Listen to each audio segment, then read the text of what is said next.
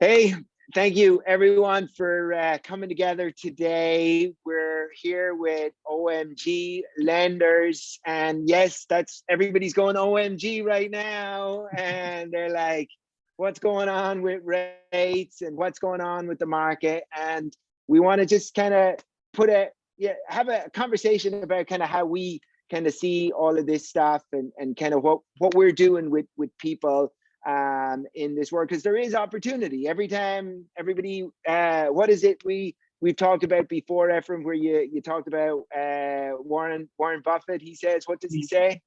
Be scared when people are greedy, and greedy when people are scared. There you go run in the opposite direction. So there is great opportunity if you kind of approach stuff in the right way right now.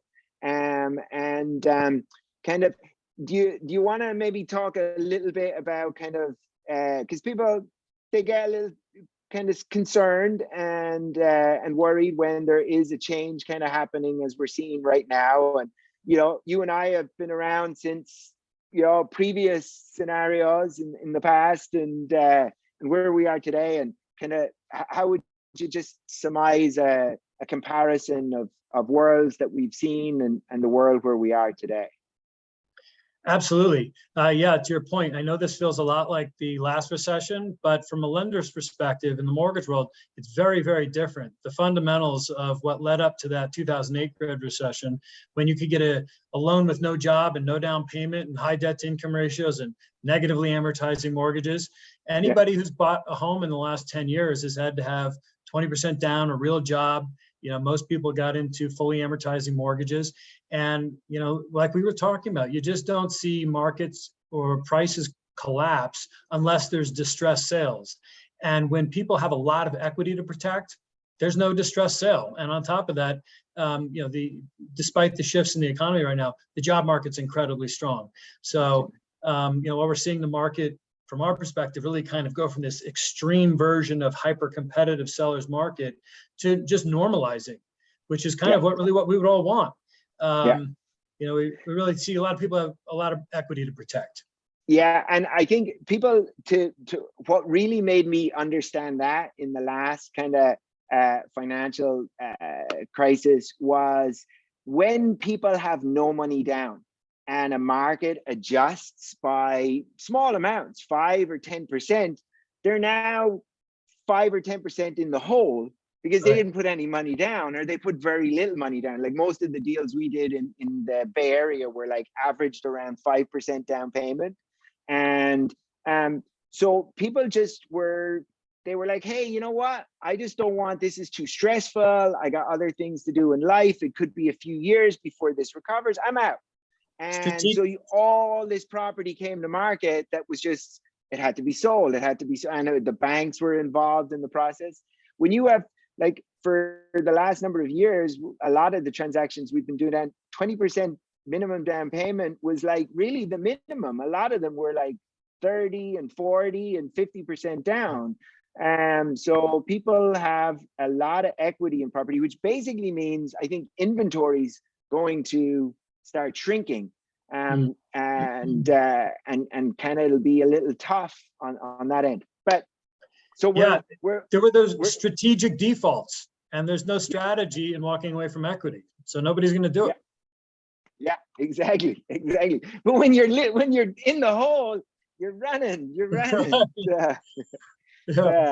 But so let's talk a little bit about one of the things we do, or that's we like to try to explain to people. A great strategy is a rate buy down or discount points. There's lots of different names. It's kind of hard for people to kind of really grasp what exactly is a rate buy down and how can we utilize it. Like a lot of times we'll try to get people, hey, let's not go in trying to get the seller when they won't move, right? They're at a price where they're like, okay, this is a good price. And we're like, but let's just go in and try to get a bit more. We're like, well, let's go in and look for a rate buy down because we'll actually do better and make more money if we do it that way. So could you walk us through that? Absolutely. And this is a great strategy. And I think the thing to first help potential buyers understand is just the fundamental question of what's the best use of your capital. If you had an extra 10 or 20 grand, should you put it towards more down payment or spend it to buy the rate down? And overwhelmingly, the right answer is spend the money to buy the rate down. So if you can go in and make an offer to a buyer, to a seller, and give them that price they're looking for, but request a little bit of a seller credit to buy the rate down, this is where buyer and seller can kind of come together, and the seller can get that price, but kind of still open up the pool of buyers that are going to be qualified and willing to pay that for their home. And then let's just look at some of the numbers here. We put together a quick example, and I'll share my screen. As we look at a scenario here, here's a real simple example. Can you guys see this? Yeah. Okay, so here's a simple example of, on the left side, we've got $1 million purchase with 20% down and estimated rate and payments at going market rate. And maybe it's a hair lower than that today, but we're being conservative here. So you see the monthly payment. Now, if you give the seller the $1 million they're looking for, but request a $20,000 credit towards buying points, that drops the interest rate. And you can look here and see that that drops the monthly payment by $381. And then if you look here at the total interest savings over the life of the loan, it's $137,000. And so to your point, Eddie, when buyer, it might be— it's way better off going in and, saying, hey, give me a $20,000 buy down, then they're not going to give you a $140,000 discount on the property, right? There's exactly, and they get so hung up on hammering the seller on the price, and we want to get the price down, when this is actually a much more potentially palatable answer for the seller, and it's a much more effective financial strategy for a buyer. Totally. That's awesome. Thanks for putting that together. So in the crystal ball of everything, kind of where we're at right now, I always feel like everybody, our thing at the moment is marry the property, but just get into a relationship and date that rate, because you're going to be dumping it at some point. And so how does that play out in kind of the world that we're seeing? You're exactly right. And I think that, as we were just talking about, it's a much more pleasant environment to operate in right now. Like, go make an offer on a property and you're not necessarily, having to go 20% of a list price with these all cash, non-contingent offers. And if you get into the right property, right? Because at the end of the day, at the end of an investment, it's all about, the purchase price and the rate, but then the property is the most significant thing. And if you can get in today, and, we're talking about how long recessions typically last, or how long the Fed is anticipating this rate hike cycle to be. Well, the Fed is saying that their projection is that inflation will drop down to 4% by the end of 2023, and then they want to get it down to their 2% by 2024, and that will allow mortgage rates to come down. And if there is a recession, we're talking, like we were talking, 18 months, 18 to 24 months. In the big picture, this is not a really long period of time. And if you get into the property now, when rates come down, you can refinance. And one of the questions that is coming up quite a bit is, what's the crystal ball with rates? What's going to happen? When are they going to come back down? And I think a couple things here is really helpful for listeners to understand. First off, mortgage rates below 4% have only happened twice in history. And both times was immediately following a Fed's bond purchase program. The Fed did it after the Great Recession, and then they just printed a ton of money and bought a bunch of bonds to drop mortgage rates during COVID. Now, the Fed may do that again, but given how much money they just spent doing that during COVID, it'll probably be a while. So I would say most economists would agree that a healthy, normal place for 30-year fixed mortgage rates to be is 4s, 5s, 6s, even 7s. So we're kind of on the high end of a healthy range there. And when inflation comes back down, and when the Fed kind of backs off this hawkish cycle because they think inflation's cooling, it looks like we would see mortgage rates come back down again. And as soon as you start to see the opportunity to save 0.5% in rate, that's where it begins to make sense to run the numbers on refinance and look at those. Refinance. Yeah. One of the things, though, I think that everybody should just take in and, you know, realize over the last couple of years that when money is cheap, you have a lot of competition, and the price of real estate accelerates really, really quickly. So when we get into this type of, like, personally, I prefer this market because we're able to get in and we're able to duke it out for buyers and, you know, get out a good deal. And then on the seller end of stuff, it's all about kind of like, hey, you have to have the quality of your real estate brought up to a certain point where you can hold ground. And so you're just bringing buyers and sellers together.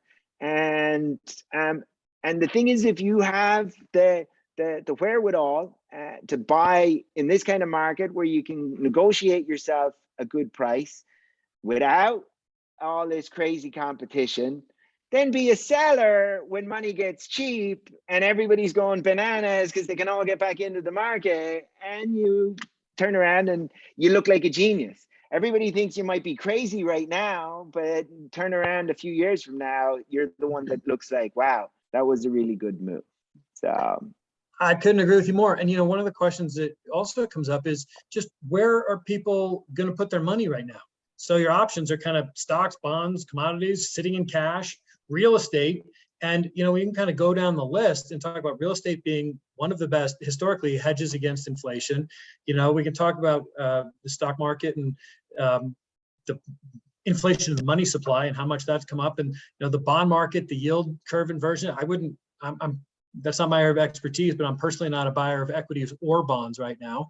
And maybe I'm a little biased because I'm real estate centric, but I think I'm real estate centric. I'm always pro real estate. I'm like, yeah. There's very good arguments to be made where sitting in cash in times of high inflation is not a great strategy. Not a great. And of all those options, real estate, scarce desirable assets, which is real estate in the Bay Area.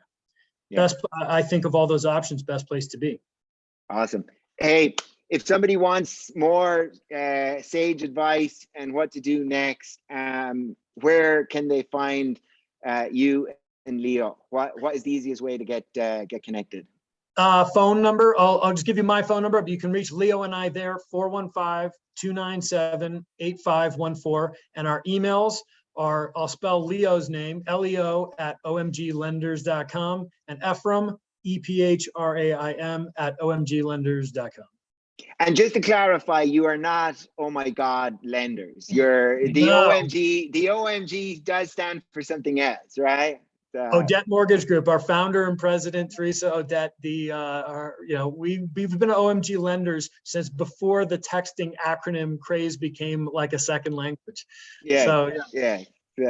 But I think it's a great company name in the world that we're currently in. And then, Monica, how can people find us when they're looking for us? They can find us at elevationrealestate.com and reach out to us on our Instagram handle, which is also Elevation. So thank you so much. We really appreciate your time today. It's a great way to get that information out to our clients who are looking at different ways to handle the market in today's environment. So thank you so much. And save some dough. All right. Thanks, everyone. That was awesome. Thank you. Great to see you guys. Thanks, Leo.